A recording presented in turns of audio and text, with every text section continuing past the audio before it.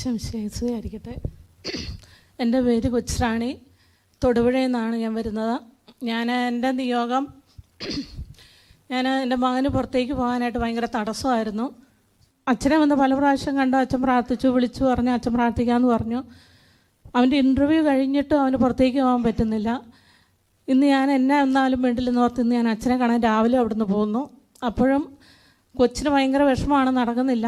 അച്ഛനെ വന്ന് ഞാൻ കണ്ടു. അച്ഛൻ പറഞ്ഞു പോകാൻ പറ്റും, സാധിക്കും. എനിക്കും ഒരു വിഷമമായിരുന്നു അവൻ്റെ വിഷമം കണ്ടിട്ട്. പക്ഷേ അച്ഛൻ ആ ധൈര്യം തന്നപ്പം എനിക്ക് എന്തെന്നറിയത്തില്ലാത്തൊരു ഭയങ്കര, ഞാനത് കഴിഞ്ഞ് കൊച്ചിനോട് വിളിച്ചു, എടാ നടക്കും. അത് കഴിഞ്ഞ് പ്രാർത്ഥിച്ചു, അച്ഛനും പ്രാർത്ഥിച്ചു. ഞാനത് കഴിഞ്ഞ് പ്രാർത്ഥന അവിടെ നിന്ന് മുട്ടുകുത്തി നിന്ന് മിറ്റിലെ മുട്ടുകുത്തി നിന്ന് അരമണിക്കൂർ പ്രാർത്ഥിച്ചു. ഇതെല്ലാം കഴിഞ്ഞ് കുർബാനയ്ക്ക് കയറുന്നതിന് മുമ്പ് ഞാൻ പ്രാർത്ഥിച്ചു, ഈശോയെ ഇന്ന് സാക്ഷ്യം പറയണമെങ്കിൽ എനിക്കിന്ന് കൊച്ചിന് വിസ കിട്ടണം. അപ്പോൾ കുർബാനയ്ക്ക് മുമ്പും കിട്ടിയിട്ടില്ല. അത് കഴിഞ്ഞ് ഞാൻ കുർബാന കഴിഞ്ഞു, കുറേ പ്രാവശ്യം വിളിച്ചേക്ക്. ഞാൻ നോക്കിയപ്പം അവന് വിസ വന്നെന്നും പറഞ്ഞുകൊണ്ട് അവൻ എന്നോട് പറഞ്ഞു. അവന് സന്തോഷമായി, എനിക്ക് സന്തോഷമായി. കാരണം 6 മാസമായ തടസ്സമായിരുന്നു, 1ഉം 2ഉം അല്ല. ഒരുപാട് പ്രാർത്ഥിച്ചു. ഞാൻ ഈ ആരാധനയാണെങ്കിൽ തന്നെ ഒത്തിരി, അതെൻ്റെ ഒരു രാമപുരത്തുള്ള ചേച്ചി സോവി ചേച്ചിയാണ് എനിക്ക് പറഞ്ഞു തന്നെ. അത് ഞാൻ അന്ന് തൊട്ട് 7 മാസമായിട്ട് മുടങ്ങാതെ കൂടുന്ന ഒരു പ്രാർത്ഥനയായിരുന്നു. എനിക്ക് ഭയങ്കര വിശ്വാസമായിരുന്നു. ഈ ആരാധന കൂടുമ്പോൾ എനിക്ക് എന്നാന്നറിയത്തില്ല, അതുപോലെ എനിക്കൊരു ഭയങ്കര ഒരു വിശ്വാസമാണ്. ഞാൻ വർഷങ്ങളായിട്ട് പ്രാർത്ഥന കൂടുന്നതാണെങ്കിൽ ഈ ആരാധന കൂടിയപ്പോൾ എനിക്കൊരു എന്തെന്നില്ലാത്തൊരു സന്തോഷമായിരുന്നു. അങ്ങനെ എനിക്ക് ഭയങ്കര സന്തോഷമായി. അച്ഛൻ്റെ ഒരു പ്രാർത്ഥന കൊണ്ട് മാത്രമാണ്, ആ ഒരു ധൈര്യം കൊണ്ടാണ് എനിക്കിത് മകന് വിസ കിട്ടി. അവന് നാളെ കഴിഞ്ഞ് കയറിപ്പോകാൻ പറ്റും. രണ്ടാമത്തെ സാക്ഷ്യം, എൻ്റെ സഹോദരൻ കാനഡയിലാണ്. പുള്ളിയുടെ 2 കിഡ്നിയും ഫെയിലായി. അപ്പം മാറ്റി വെക്കണമെന്ന് പറഞ്ഞു. ആകെപ്പാടെ വിഷമമായി, എന്നാ ചെയ്യുന്ന അറിയത്തില്ല.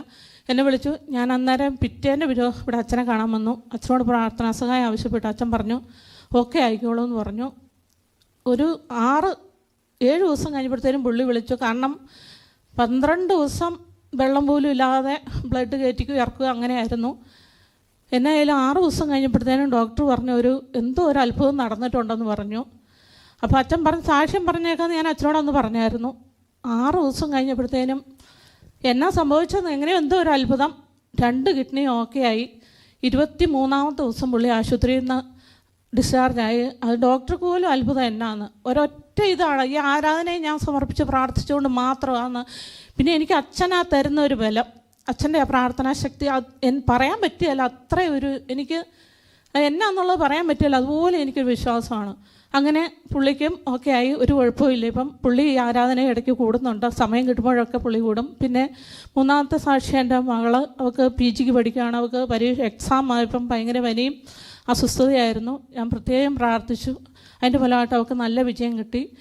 ഇത്രയും നല്ല അനുഗ്രഹങ്ങൾ നൽകിയ ദിവ്യകാരുണ്യ ഈശോയ്ക്ക്, അമ്മ മാതാവിനും പ്രത്യേകമായിട്ട് ഞങ്ങളുടെ കാനാട്ട് അച്ഛനെ പറയാതിരിക്കത്തില്ല. അച്ഛൻ്റെ ആ ഒരു പ്രാർത്ഥന എന്ന് പറഞ്ഞാൽ നമുക്കൊരു ഭയങ്കര ശക്തിയാണ്. അച്ഛനും പ്രത്യേകമായിട്ട് ഒത്തിരി നന്ദി പറയുന്നു.